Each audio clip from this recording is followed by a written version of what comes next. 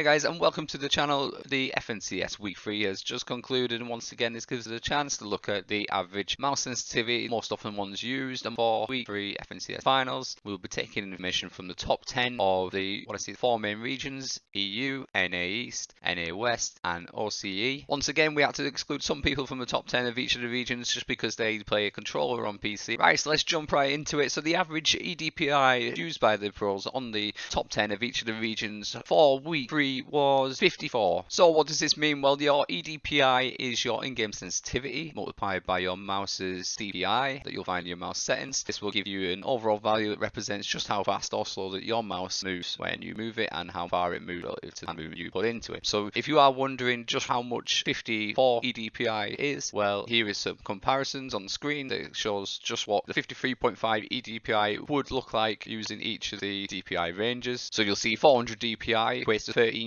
in-game sensitivity, 800 DPI is 6.6%, 1200 DPI is 4.4%, 1600 DPI is 3.3%, 2000 DPI equates to 2.60%. So with that information, you can there give a little comparison to your own DPI and figure out where you do stack up in relation to the pros. So the most frequently used range of sensitivity, i.e. the mode, is 45 to 49 eDPI range, with a total of 7 people falling within that category. Close second is the 40 to 44. Canada is the extreme outlier, coming in at kind of double the amount of anybody else in the sample. So he pulls up the data ranges quite a bit, but it does show that this range is still important, as it does show that you can still compete at this level with a high sense as high as that. He does clips that of the sensitivity from previous weeks. Of week 1, Mr. Savage 117 eDPI, and week 2, Chap coming in at 120. So Canada is, as this point, week 3, the highest eDPI person to come within the top 10, or the top 15. The continents are very similar once again. NA East also, just like last time, so this chap was in the NA East data, is also the highest point. The lowest point is OCE. This is generally quite consistent. They are usually a few marks down, but generally speaking, they all fall within the ranges of either the mode or the average. The green on the data just represents that those players have been featured in our previous analyses in week 1 or 2. Nearly didn't add Mitro to this list because operating under a different nickname. So this week's eDPI comes in just lower than the previous 2 weeks at 53.73. The first week was 57.8, the second week was 57.26, and once again we have seen it go down in week 3 to 53.73. Are we seeing a general trend back to a lower sensitivity? Possibly. Or it may just be a coincidence. Maybe next week we'll see a high sensitivity come back in, but we'll have to wait and see. At the end of the 5 weeks, we will collaborate all the 5 weeks together. The average ADS used, that is the percentage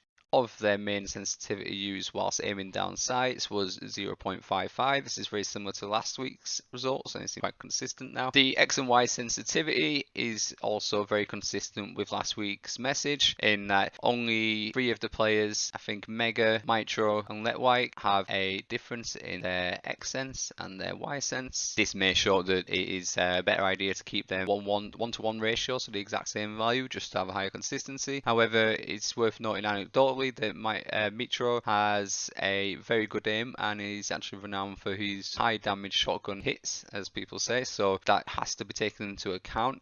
And we have to wonder whether the difference in his X and Y sense has anything to do with that at all. The way around he has it is he has his X at 8.5 in-game sense and his Y at 6.2 sense. His Y is the vertical axis, therefore he has a slower mouse sense on his vertical axis. So does that actually help him to get more precision on his shots in terms of the hitting heads? As that is, as you'll be moving your mouse up or down in order to change from hitting torso to head. This is a possibility. I've also heard of it the other way around, where you might speed up the Y-axis sense in order to get that quick flick, quick headshot flick up torso. So one thing to have a look at, maybe play around with yourself, see what you think, see if you do prefer having a different X and Y.